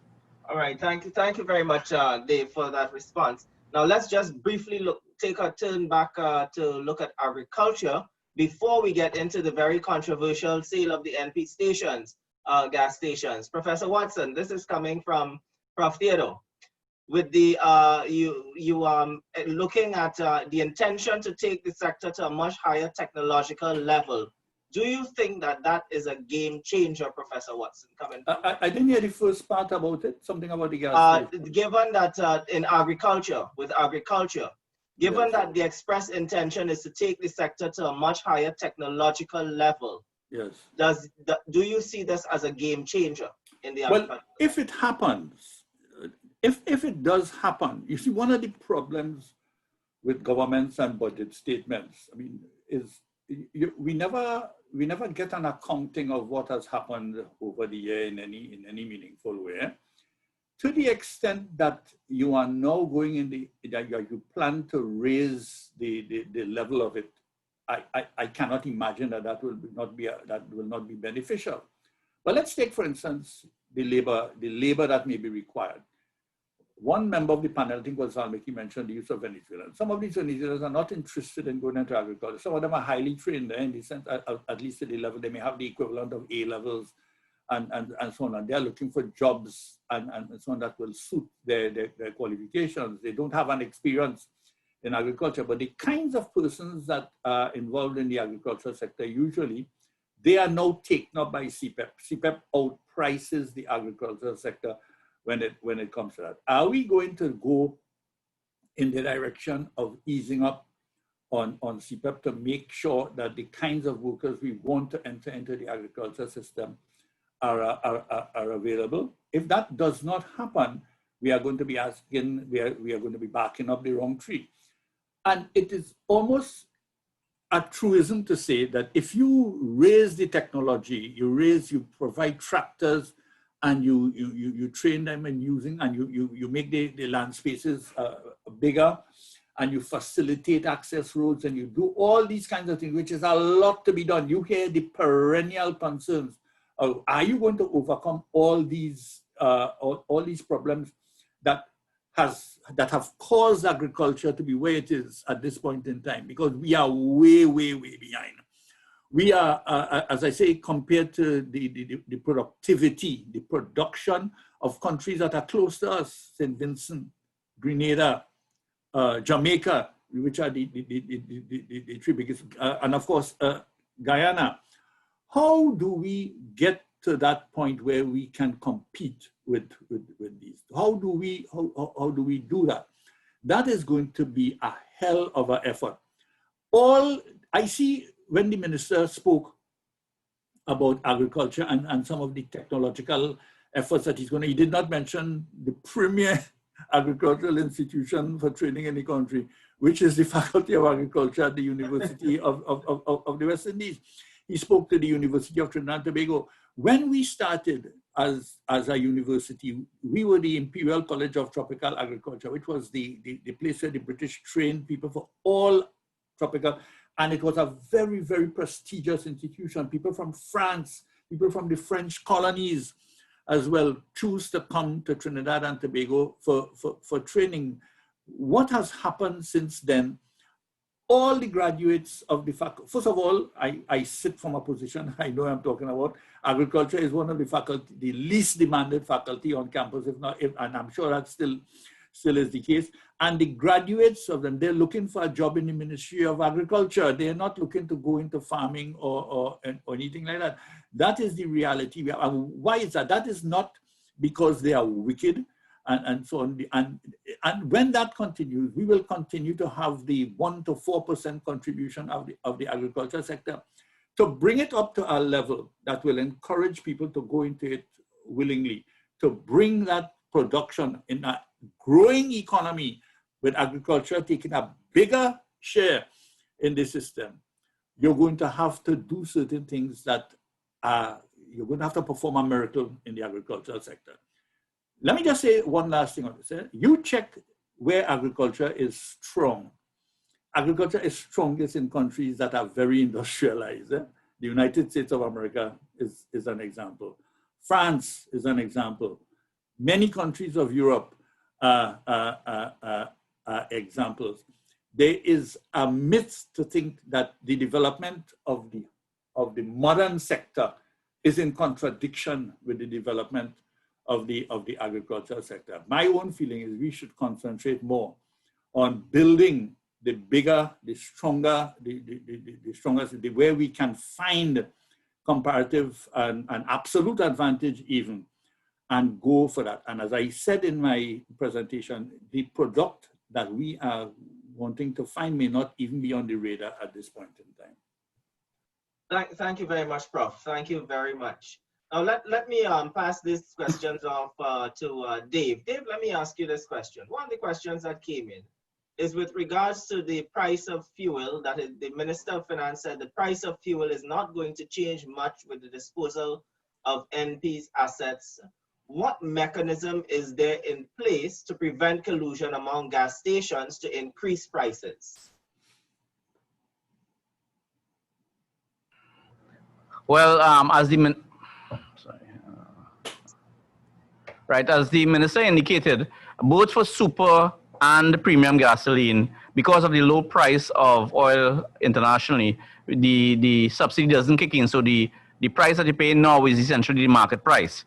Now, if you have a situation where it's only private people involved, business people involved in the sale of gas, then I think government cannot absorb this from some kind of control in that sector. So, for example, you have to have some kind of quality control in terms of the octane level for gasoline. So, for example, most countries have some kind of standards in terms of the octane level. So, you can't be selling somebody super gasoline, which has an octane level of over 91, and passing it off as premium, which has an octane level of 95. So the government still retains some residual regulatory power in terms of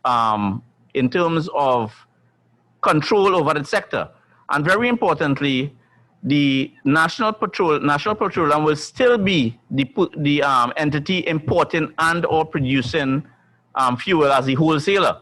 So the government, through that institution, does have some power in terms of control of price gouging, for example. But the biggest preventative measure against that is actually competition. There are a lot of gas stations all over Trinidad and Tobago, and you could be very sure that word will get along that which gas station has the lowest prices and so on. In the US, some people actually drive around a couple of areas actually to find stations that may have the lowest gas prices at a particular point in time. But I think that combination of NP still being around, the government still having some residual regulatory powers in terms of the standards for gasoline and so on, as well as competitive forces, is really going to prevent this price gouging as a possibility. Don't go yet, Dave. Don't go yet. The question coming in for you now is, you expressed concern about the government's revenue estimates. Do you have concerns or reservations about the expenditures, whether or not they may have been underestimated? Well, the revenue estimates are always pretty poor in Caribbean countries generally, and in Trinidad and Tobago in particular. The IMF has spent a lot of resources trying to improve the way in which countries in the region generates revenue estimates and so on.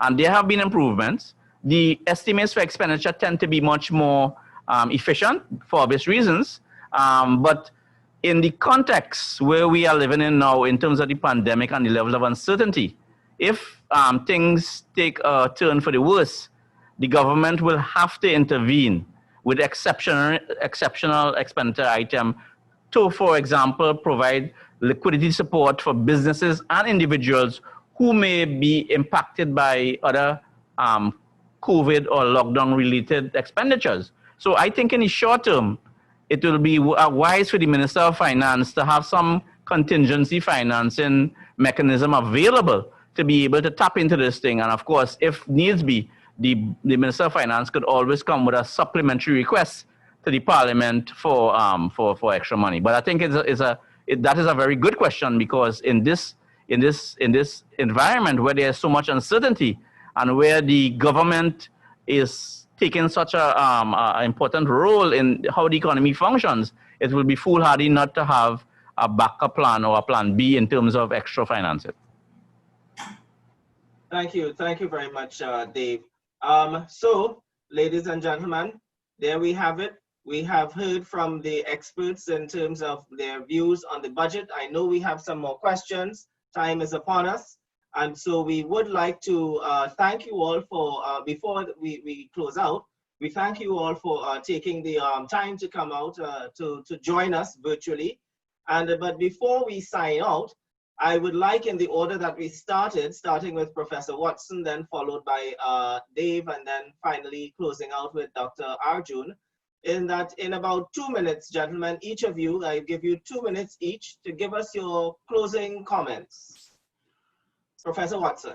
Yeah, okay, thank you very much, Darren. I am hoping that a lot of these measures work because they are necessary to work. The COVID-19 situation is not going to help us much. I am not convinced that it is responsible for the grave among all the ills that we are talking about. I think we were heading down the road to hell for a long time now, and COVID has simply hastened our demise.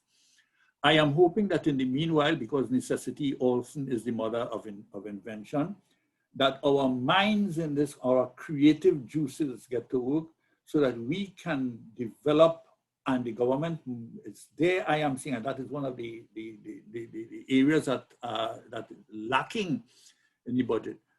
Encouragement to people involved in innovative activity, the financing of innovation, and so on, rather than the government identifying and trying to develop some sectors that may or may not be valid. These sectors have been with us for many years. There has always been talk about agriculture. The manufacturing sector has been favored for countless years and have not delivered on the foreign exchange capability. And yet we turn to these the tourism sector as well. We turn to these very sectors to get us out of this mess. Go ahead and try. That is the correct thing to do. But think way beyond that. As we say, as I did the Drucker citation that I gave, we must stop thinking like we did yesterday if we want to go forward. Thank you very much. Thank you, Prof. Dave, 2 minutes. Your closing comments. Okay. The most important thing to me is that although the Minister of Finance has been doing a okay job in terms of public financial management, the government has to really up its game in terms of public financial management. And in particular, this whole issue with VAT refund should never have arisen, because VAT, the kind of uncertainty that generates in especially the SME sector is a serious restraint on growth. And this happened before COVID-19. So going forward, that should not be a problem hanging over the business sector in Trinidad and Tobago. Secondly, focusing on the foreign exchange market and policies to restrain some balance without necessarily changing the exchange rate has to be the focus of the government. And I only reference about 2 policies that could be implemented off the bat to bring some balance to the foreign exchange market without creating the instability and speculation related to exchange rate changes. And the government has to spend, and the Minister of Finance and the central bank have to spend much more time teasing out these very policy. And lastly, but by no means least, is this whole issue of import intensity. The structural problems and all the policy-related outcomes and the negative outcomes in terms of economic outcomes that has happened over long periods of time is because of the import intensity in Trinidad and Tobago. At present, it is over 80%. We are not going to make any headway in any of the areas we talked about, whether it is in the foreign exchange market or in public financial management, if we can't bring that import intensity down. And that has to do with some of the things we talk about in the agriculture sector, but it has to do as well with many other sectors, light manufacturing in particular, and a whole range of services that we import that we don't necessarily have to. Nobody said we're going to be self-sufficient, but the level of dependency that we have on imported inputs, whether they be services, light manufacturing, or agricultural products, is way too high for a country like Trinidad and Tobago, right? And we need to do better in those areas. Thank you, Dave. Vaalmikki, 1 minute, 59 seconds. Vaalmikki, your mic is muted. Hello, can you hear me? Go ahead. I think first of all, one of the key messages out there being put out needs to change. We keep hearing, we've been hearing it for years, that we have to tighten our belt, burn your belly, etc. Right? Because times are hard. And okay, yeah, that's fine with that, but we also need to hear the message that, look, if we got used to a particular lifestyle, a very nice lifestyle, and we want to upkeep it or maybe even better, we need to work for it. We need to change the way we do things and establish more growth, especially within the non-energy sectors, more job creation and export competitiveness in the non-energy sectors, and work in order to upkeep the lifestyle that we've grown so accustomed to, or maybe even work to better it. Okay, I think that needs to also be a message propounded by those in charge of our nation. The other thing that I find quite concerning is that right now we have $12 billion in excess liquidity sitting in the financial system, not being used, money just sitting there idly. That is $12 billion that could be put to some sort of productive use to build productive capacity and to finance a lot of growth initiatives, many of the things that we spoke about here in today's forum, right? So I think going forward, the state, the Ministry of Finance, and the banks, etc., need to start thinking very carefully about what exactly is the problem. Why is this money still stuck in the institutions and not getting into the hands of those who would put it to the most productive use, especially more so the SMEs. Yes, they have to adhere to certain tight regulations, etc.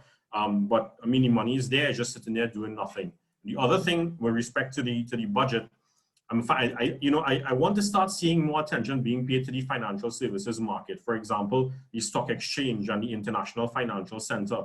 You have other countries in the world, look at Dubai and Hong Kong, where literally thousands of firms exist in their international financial center. And ours is a in the very embryonic stages. This is another key avenue to generate foreign exchange for the country and diversify the economy. This could very well end up to become another game changer for the country if we have some sort of a policy to make it happen. So I want to start seeing, I know there are people from the Ministry of Finance here as well in this in the audience. So I hope they take this this comment seriously and take it to the minister as well for serious consideration. And there you have it, ladies and gentlemen. Thank you very much, panelists. I know I am joined by all of the attendees and saying thank you to you all for taking your time to share your knowledge with us and your evaluation of the 2021 budget. We do thank you again for all of the thoughts that we had. We do thank you for answering the questions. The audience, we thank you for engaging by asking these thought-provoking questions. We may not have gotten to all of you in terms of a response to the questions that you have, but fear not. We have coming up on our slate agenda in November from the 25th through the 27th. We will have a modified version of the conference on the economy, and we will get to some of these questions. We will be exploring the theme, Crisis is Opportunity, COVID-19, the way forward. So we will have heard some of what the issues are in the budget. We will explore them even further in that conference, modified version of our virtual conference on the economy 2020.